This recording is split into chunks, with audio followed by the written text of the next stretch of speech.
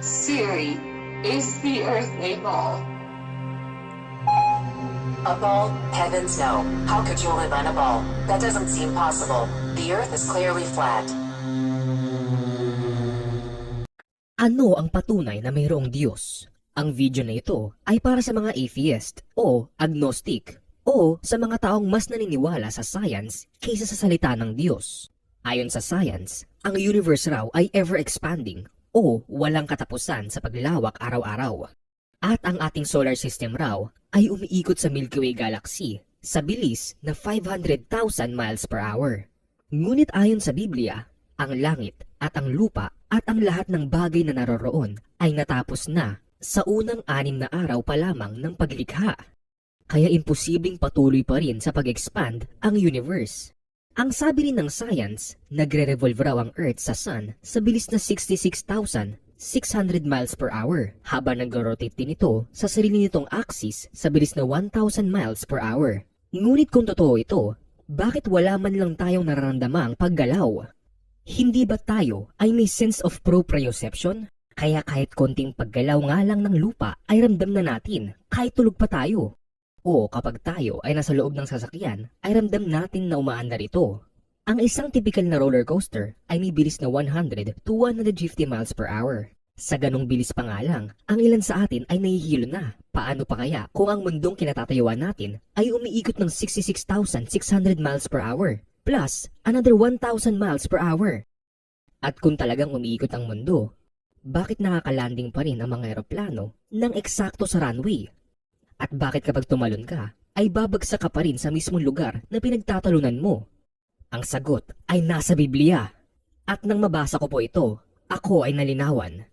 Sa Joshua chapter 10, verse 12 to 13, ang sabi dito, tumigil ang araw at hindi gumalaw ang buwan hanggang sa matalo ng mga Israelita ang kanilang mga kaaway, at ito ay nangyari dahil sa panalangin ni Joshua sa Panginoon. Literal po itong nangyari at hindi isang metaphor lamang. Kaya kung totoong ang mundo ang siyang umiikot sa araw, bakit ang araw at ang buwan ang pinahinto ng Diyos?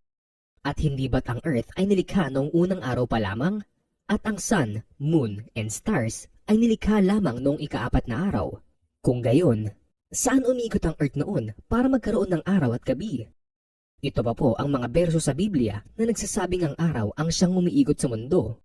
Ang pag-ikot ng araw sa mundo ang dahilan ng mga seasons. Mainit sa lugar kung saan malapit ang araw at malamig naman sa mga lugar na malayo ito. Ang kaya lang paliwanagin ng araw ay ang kalahating bahagi ng mundo, kaya sa kabilang bahagi ay gabi. At sa pag-ikot ng araw at ng buwan sa mundo, eventually ay magtatagpo sila at dito nagkakaroon ng solar eclipse. Pansinin mo din, tuwing lunar eclipse, ang pagdilim ng buwan ay nangyayari muna from upper left to lower right. Pagkatapos ay magkukulay pula ito at muling magliliwanag from lower left to upper right. Ibig sabihin, ang mundo ay gumalaw muna sa ganitong direksyon. Pagkatapos ay sa kabilang direksyon naman, kaya imposibleng ang anino ng mundo ang dahilan ng lunar eclipse. Dahil tuwing selennial, nangyayari ang lunar eclipse kahit parehas na makikita sa langit ang buwan at ang araw. Ang lunar eclipse po ay hindi talaga isang eclipse, kundi blood moon. At ito ay isang senyales mula sa Diyos. Dahil ganito rin ang makikita natin bago magbalik ang ating Panginoong Hesus. At ito naman po ang mga bersong nagsasabing ang Earth ay hindi gumagalaw. Ganito rin po ang paniniwala ng mga sinaunang Israelita. Ang Earth ay nakafix sa mga pundasyon. Ang araw at buwan ay magsinglaki lamang at sila ang umiikot sa mundo, kasama ang mga bituin.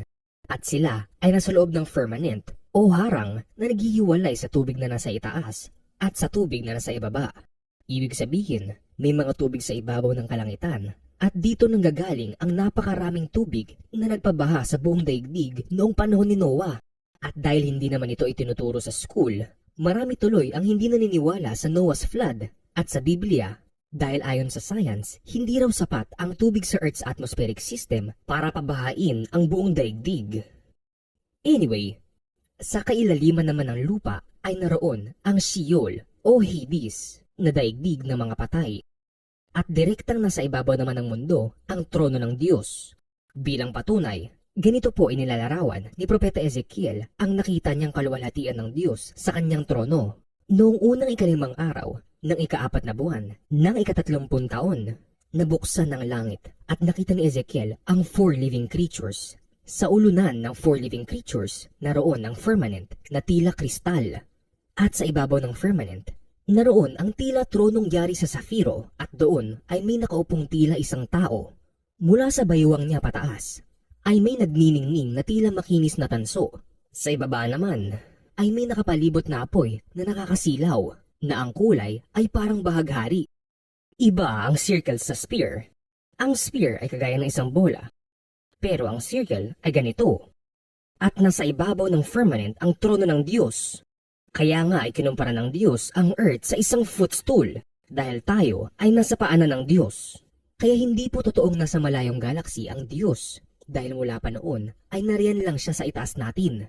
At binabantayan tayo at iniingatan araw man o gabi. At sa huling araw ay mabubuksan ang firmament gaya ng isang scroll at makikita nating lahat ang pagbabalik ng ating Panginoong Hesus kahit nasa ang panig man tayo ng daigdig. At dahil may firmament na kasing tigas ng cast metal mirror sa ibabaw ng earth ay walang makakapasok dito na alien at wala ring taong makakalabas ng earth. Now, one thing I really want your generation to embrace is that the earth is a closed system.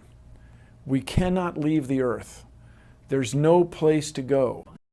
Ito pa po ang isang patunay na may mga tubig sa itaas ng firmament. Kapag tumatama ang rocket sa firmament, ay nagkakaroon ng rippling effect. Gaya na nakikita natin kapag may batong tumama sa ibabaw ng tubig. Ito naman ang kuha sa itaas ng mga ulap kapag may thunderstorm. Nakuhanan nila ang mga lightning sprites o mga electric discharge na tumatama sa firmament. I-enhance po natin ang picture para mas makita nyo ang parting ito ng firmament. Pansinin ang mga rocket launch. Imbis na dumiretso ito pa itaas, ay laging patagilid ang lipad nito. Bakit?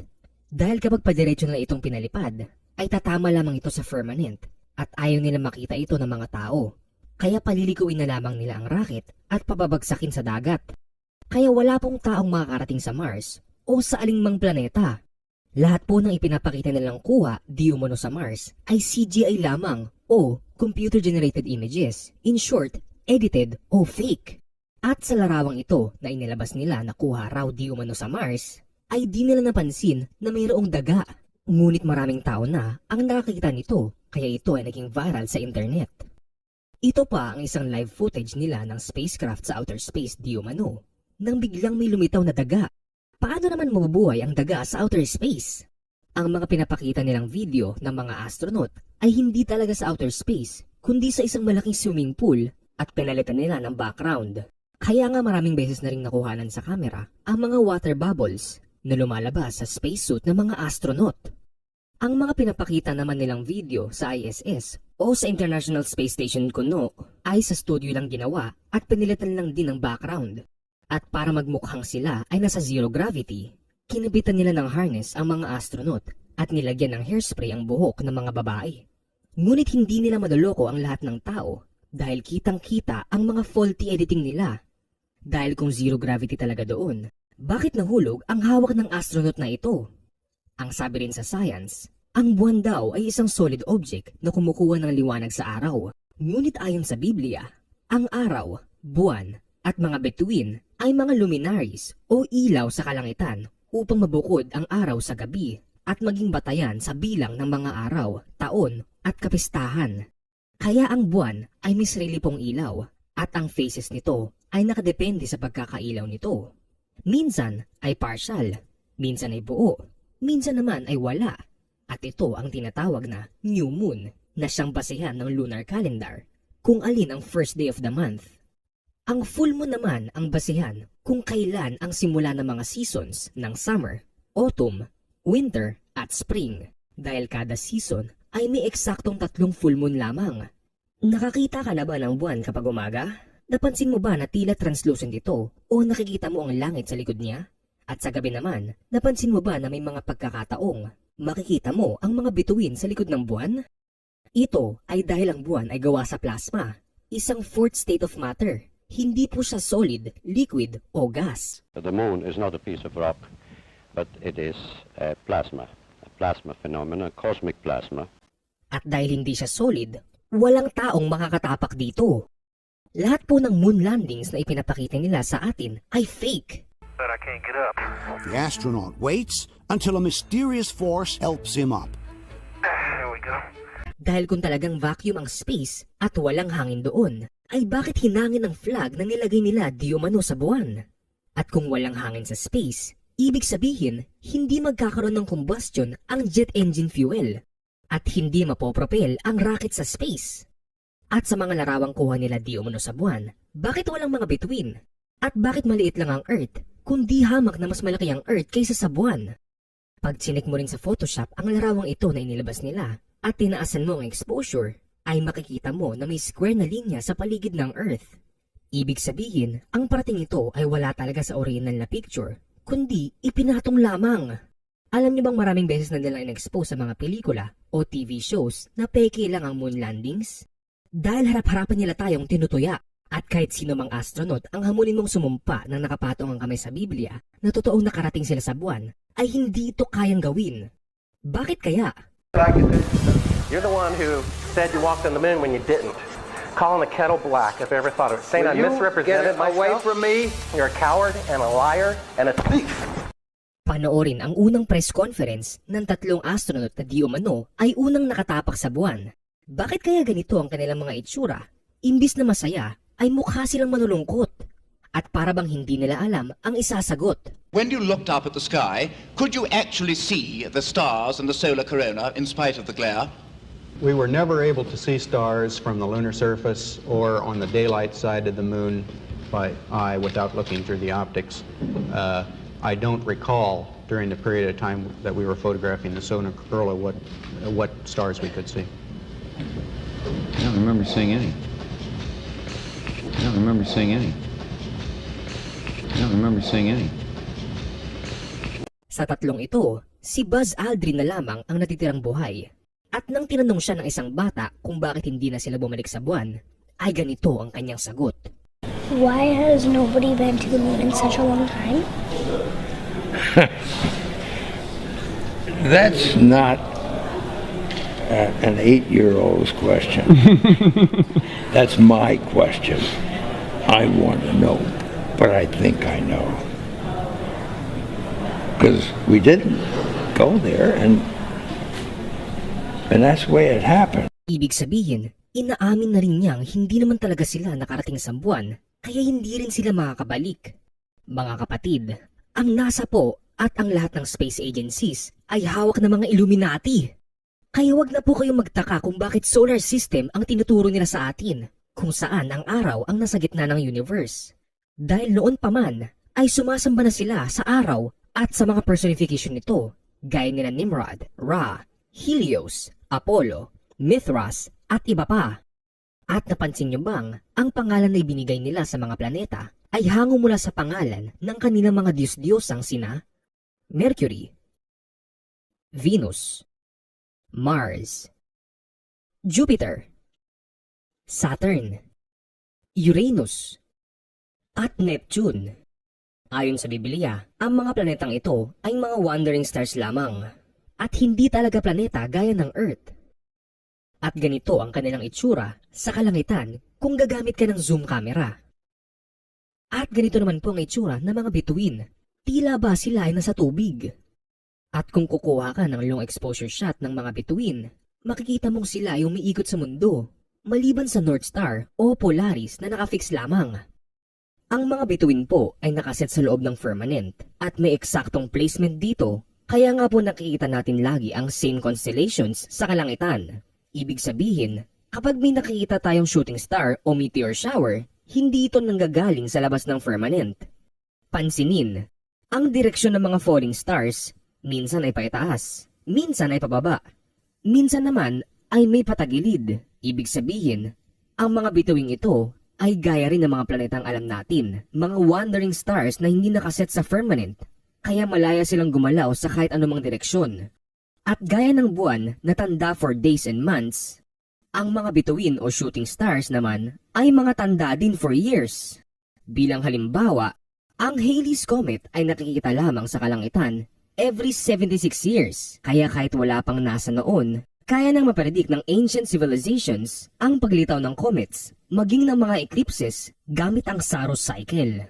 Sa method na ito, nalalaman nila kung kailan ulit magkakaroon ng eclipse dahil ang lunar at solar eclipse ay parehas na nag-recur ng approximately 6,585.3 days or 18 years, 11 days, and 8 hours after ng last recorded date and time ng eclipse.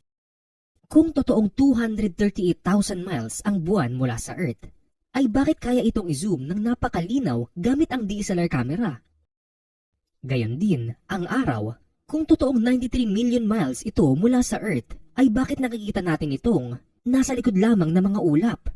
Ang araw ay nagmumukha lamang na sumisikat at lumulubog dahil sa ating perspective.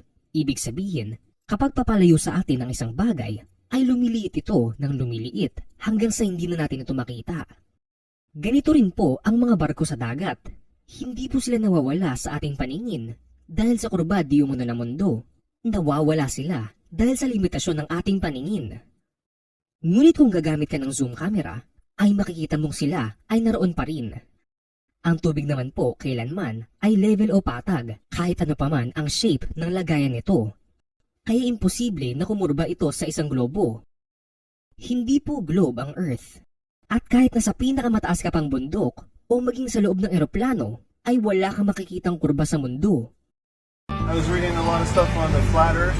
Okay, yeah. True. That's true? Yep. Okay, all right, cool. All right. God bless, brother. Did you notice any curvature while we were up there? Curvature? No. No? There's no curvature? It's just all flat. Kapag nagpalipad ka naman ng isang high-altitude balloon na may nakakabit na normal camera lens, ay ganito ang makikita mo sa itaas. Flat at walang kurba ang mundo. Ngunit kung gagamit ka ng camera na may wide-angle lens gaya ng GoPro, ay makakakita ka talaga ng kurba dahil sa fisheye effect. Ang mga satellite ay hanggang dito lang, sa low Earth orbit, at nakakarating sila dito sa pamamagitan lang din ng high-altitude balloon. Eventually, puputok ang lobo at babagsak ito at magpaparipad lang sila ulit ng panibagong satellite. Naalala mo ba noong tinukso ni Satanas ang ating Panginoong Hesus? Dinala niya siya sa isang napakataas na bundok at ipinakita sa kanya ang lahat ng kaharian ng mundo. Naisip mo ba na imposible itong mangyari sa isang globo? Noong 1931, si August Piccard ng Germany ay nakarating sa 10 miles above the Earth gamit ang isang hydrogen balloon na kinabit niya sa isang aluminum capsule na pwedeng niyang sakyan. At ganito ang kanyang eksaktong sinabi tungkol sa nakita niyang itsura ng Earth. It seemed a flat disk with upturned edge. Ibig sabihin, wala siyang nakitang anumang kurba sa Earth at nakita rin niya ang dulo nito na nakaangat. Ang dulo ng daigdig ay walang iba kundi ang Antarctica. Dahil ang Antarctica ay hindi talaga isang kontinente, kundi isang napakataas at napakalawak na ice wall na nakapaligid sa buong mundo. At ito ang dahilan kung bakit hindi natatapon ang tubig ng karagatan sa outer space. Kaya nga ikinumpara ng Diyos ang dulo ng mundo as clay to the seal that stand as a garment. Dahil kapag sinilyuhan mo ang isang bagay gamit ang clay, ay nakaangat ang buong paligid nito. Kung gusto niyo pong makita ang pinakahangganan ng daigdig, pwede kayong mag-book ng tour to Antarctica kung may budget kayo. Ngunit guided tour lamang po ito, kaya't hanggang bungad lamang po. At kung makalusot man kayo, bago pa kayo makarating sa dulo, ay paniguradong mannigas na kayo sa lamig. At magkaka-frostbite sa lawak ng ice wall na ito. Ang lahat po ng picture ng Earth na pinapakita nila sa atin ay Photoshop lamang. In fact, inamin po ito na isa nilang tauhan, si Robert Simon. In 2002, Blue Marble 2.0, NASA's Rob Simon made this. Simon's job is... It's primarily taking data and making pictures out of it. That's what this is, a composite of data sets from several different instruments translated into a picture. It is photoshopped, but it's has to be. Kaya kung mapapansin nyo, kada maglalabas sila ng picture ng Earth, ay iba-iba ang laki at lokasyon ng mga kontinente. At alam nyo bang, harap-harapan nila tayong tinutuya dahil ipinakita na po nila sa atin ang totoong mapa ng mundo sa logo ng United Nations. Sa mapang ito, ang North Pole ang siyang nasa gitna ng mundo at ang South Pole naman ang nakapalibot sa buong mundo. Kaya kung akala natin ay nakapag-circumnavigate si Magellan sa mundo noong 1519 hanggang 1522, Ang totoo ay naglakbay lamang siya from west to east at east to west. Nakabiyahe ka na ba sa ibang bansa sakay ng eroplano? Kung talagang globo ang mundo, dapat kada ilang minuto ay ina-adjust ng piloto ang eroplano pababa para sundan ng kurba di umano ng mundo. Pero hindi. At kung totoong globo ang mundo, ibig sabihin ang mga nakatira sa Southern Hemisphere, gaya ng Australia, ay nakabaliktad sa atin. Pero bakit wala silang maipakitang live satellite view na ganito? I-download nyo po ang official picture ng Earth sa NASA website. At i-rotate ito ng counterclockwise. Nakikita nyo ba itong mga puting ulap sa gilid? Susulatan ko po ng kulay pula para mabasa mo kung anong word ang intentionally na nilagay ng NASA dito. S-E-X. Sex! Hindi ba't harap-harapan na nila tayong niloloko? Gising kapatid, matagal na po nila tayong niloloko. At ano ang purpose ng panlolokong ito? Upang paniwalain ang mga tao na walang Diyos. At tayo ay nag-evolve lamang mula sa mga unggoy. At ang universe ay aksidente lamang na nabuo mula sa isang pagsabog. At sa lawak ng universe na ito, tayong mga tao ay insignificant lamang. Ganito po ang tinuturo nila sa atin sa school. Kaya ang ilan sa atin kagaya ko ay lumaking walang pagkakakilala sa Diyos at hindi alam ang purpose sa buhay. Kaya more than 30 years, ako po ay isang atheist. At ang akala ko noon, ang buhay ay tungkol lang sa pagsasaya, pagpapasarap, at mga pansariling luho o bisyo. Nang hindi ko iniisip na mayroon palang consequence ang aking actions. At kung hindi ako ginising ng Diyos sa katotohanan, ay paniguradong patuloy pa rin ako sa makasalanang pamumuhay. At wala ako dito ngayon na nagsishare sa inyo ng gospel. Mga kapatid, napakabuti po ng Diyos at nahabag siya sa isang katulad kong hindi naniniwala sa kanya noon. At ngayon ay napatunayan kong nilikha ako ng isang makapangyarihang Diyos nang may purpose sa buhay. At alam kong kayo din dahil maganda ang layunin niya para sa ating lahat. Kaya kung ikaw ay isang atheist, mag-isip kang mabuti dahil walang anumang bagay ang bigla na lamang susulpot kung walang gumawa nito. Ang lahat ng kanyang mga nilikha ang patunay na may Diyos. Kaya wala kang excuse. Hindi natin siya maaaring makita sapagkat makasalanan tayo. At tayo ay masusunog sa kanyang presensya. Ngunit kung hahanapin mo talaga siya, ay i-reveal niya ang kanyang sarili sa iyo. At mararamdaman mo kung gaano kanya kamahal. Hindi mo dapat isisi sa Diyos ang mga nangyayaring trahedya sa mundo. O ang pagkamatay ng mga tao, lalo na ng mga bata. Dahil in the first place, tayong mga tao ang dahilan nito. Simula pa noong nagkaroon ng kaalaman ng masama sina Eva at Adan, at dahil kamatayan ng kabayaran ng kasalanan, lahat tayong mga tao ay mamamatay sa itinakdang oras ng Diyos. But death is not the end. Dahil meron pa ang afterlife. Hindi mo ba naisip na ang mga batang ito na namatay sa sakit ay natapos na ang paghihirap sa wakas? At masaya na ngayon sa kabilang buhay? Share ko lang. Ako po ay ilang ulit nang sinubukang ipalaglag ng nanay ko. Ngunit ako ay nabuhay pa rin. Maraming beses na rin po akong nagkasakit o muntik ng madisgrasya. Ngunit sa lahat ng ito ay iniligtas pa rin ako ng Diyos. Ako rin po ay isang nurse. Ngunit hindi po niya niloob na ako ay makapag-abroad o makapagtrabaho sa ospital o maging professor sa college. At ngayon ay alam ko na kung bakit. Dahil iniingatan lamang po niya ako at inilalayo sa 666. Everything is in place, ika nga, according to His plan. At ngayon ay naunawaan ko na ang lawak na pag-ibig ng Diyos dahil inalay niya ang kanyang bugtong na anak para sa atin. Kaya ganun na lamang kalaki ang bilib ko sa Biblia. Dahil noong nabasa ko ito ay nalaman ko ang sagot sa mga tanong sa aking isipan. At dahil dito ay nabago ang aking buhay. Ang Biblia ay ang ating basic instruction before leaving Earth. Hindi ba't kapag bumili tayo ng isang bagay gaya ng appliances, ay mayroon itong manual kung paano gamitin at kung paano iingatan para di masira? Ganoon din po ang Biblia. Ito ang manual natin o gabay sa tamang pamumuhay upang hindi tayo mapahamak. Hindi mo ba alam na ang science ay isa ring religion? Dahil ang science ay isa ring system of faith and worship. At ang mga taong naniniwala dito ay inilalagay ang faith sa mga scientist na tao lang din na nagkakamali. At ang wini-worship nila ay walang iba kundi ang kanilang mga sarili. Dahil ang akala nila ay matatalino na sila. Ngunit ang totoo, sila ay mga mangmang. Kaya kung ikaw ay mas maniniwala pa rin sa science kaysa sa salita ng Diyos, nasa sa iyo ang pagpapasya dahil binigyan ka rin ng Diyos ng kalayaang mamili. at hindi ka niya kailanman pipilitin na sambahin mo siya. Pero pakatandaan mo, laging nasa huli ang pagsisisi. Dahil kung napaniwala ng science ang lahat sa kasinungalingang ito, ay hindi nakapagtataka kung bakit maraming tao ngayon ang naniniwala dito.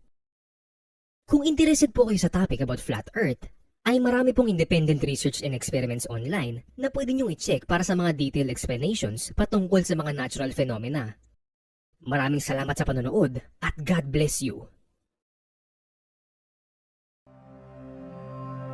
Siri, is the Earth a ball?